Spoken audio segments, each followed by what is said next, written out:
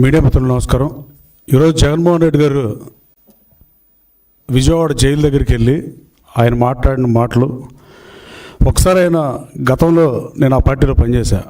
April 23, 2018 Brahmalingaiah చెరువు గట్టు మీద నుంచుని వేలాది లారీలు మట్టి తరలిపోతుంది. అట్లాగే బ్రహ్మలింగయ్య చెరువు 1400 ఎకరాలు 1500 ఎకరాలు దీ మట్టి అంతా అమ్ముకున్నారు. సిల్ట్ తీయటం అంటే అదే ఇప్పుడు ప్రభుత్వం రిజర్వాయర్ చేద్దాం అనుకుంటే దానికి ఒక 16-17 కోట్ల డబ్బులు రాజేశారు. అలాగే సిల్ట్ తీస్తామంటే ఎంతో కొంత తీస్తారని చెప్పి, కానీ ఈయన్ని తాడి చెట్టు లోతులు మట్టి తవ్వుతారని మీరు అడిగిన మాట వాస్తవం కదా జగన్మోహన్ రెడ్డి గారు.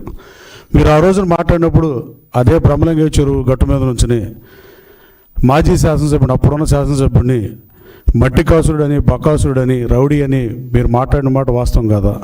అప్పుడు మట్టి కాసుడు ఇవాళ మహాత్ముడు అయిపోయాడా? ఆ భావంతోనే మీరు జైలుకి వెళ్ళారా పరామర్శించడానికి?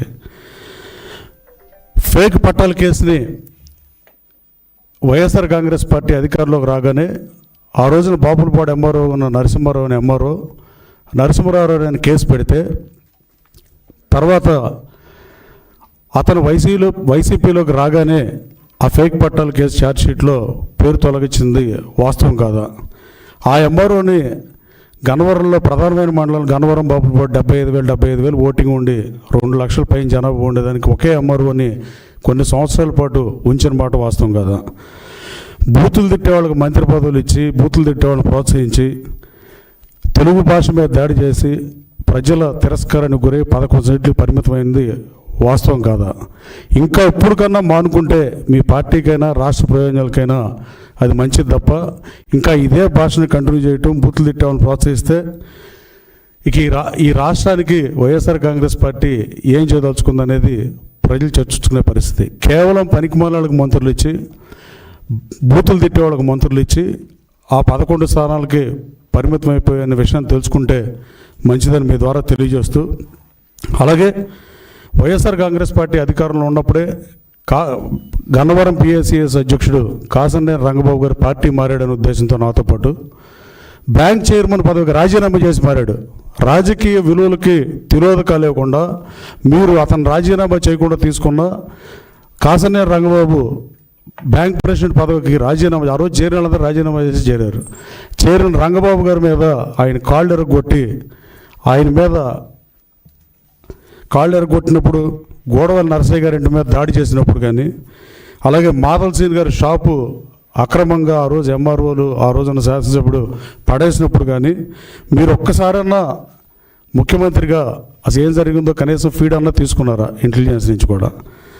ఇన్ని చేసినప్పుడు మాడకుండా మళ్ళీ పైపెచ్చు మీరు ఎందాక మాట్లాడినట్లు కొడాలి నాని కానీ, గన్నవరం మాజీ శాసనసభ్యుడు కానీ, ఇంకొక ఆయన కానీ, వీళ్ళందరూ చంద్రబాబు గారి దగ్గర బీఫారం తీసుకుని పోటీ చేశారనే విషయం మీరు మర్చిపోయినట్టున్నారు. ఒకళ్ళు 3 సార్లు, ఒకళ్ళు 2 సార్లు, ఒకళ్ళు 1 సారి అనుకుంటా. వాళ్ళని చూసి చంద్రబాబు గారు భయపడే పరిస్థితి ఏముంటుంది? మనం స్టేట్మెంట్ ఇచ్చేటప్పుడు రాజకీయాల్లో మేనమేషాలు లెక్క పెట్టకుండా మంచి చెడు చూసుకుని మాట్లాడితే ప్రయోజనం ఉంటుంది తప్ప నోటికి ఎంత వస్తే అంత మాట్లాడితే రాష్ట్ర ప్రజలు గమనిస్తున్నారు. జగన్మోహన్ రెడ్డి గారు మీరు బూతులు తిట్టేవాళ్ళని ఇంకా ప్రోత్సహించి ఇంకా ఇలాగే రౌడీయిజాన్ని ప్రోత్సహిద్దాం అనుకుంటే ఈ రాష్ట్రానికి వైఎస్ఆర్ కాంగ్రెస్ పార్టీ సీట్లు ఎలా పెరుగుతాయని మీరు అనుకుంటున్నారో నాకైతే అర్థం అవ్వట్లేదు. కానీ 11 సీట్లకు పరిమితమై మీరు అసెంబ్లీకి రాకుండా, అసెంబ్లీలో టైం ఎవరు, మైక్ ఎవరు, ప్రధాన ప్రతిపక్ష హోదా ఎవరు, ఏదో కల్లిపొల్లి మాటలు చెప్తున్నారు. రేపు వచ్చే ఎన్నికల్లో మీరు మేనిఫెస్టోలో పెట్టేయండి.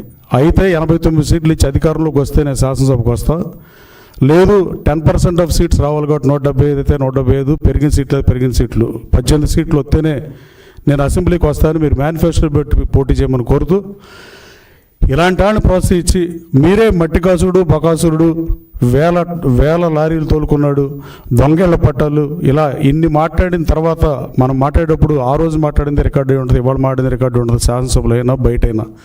మీరు అట్లా మాట్లాడటం డెఫినెట్గా ఆక్షేపణీయం, బాధాకరం కూడా.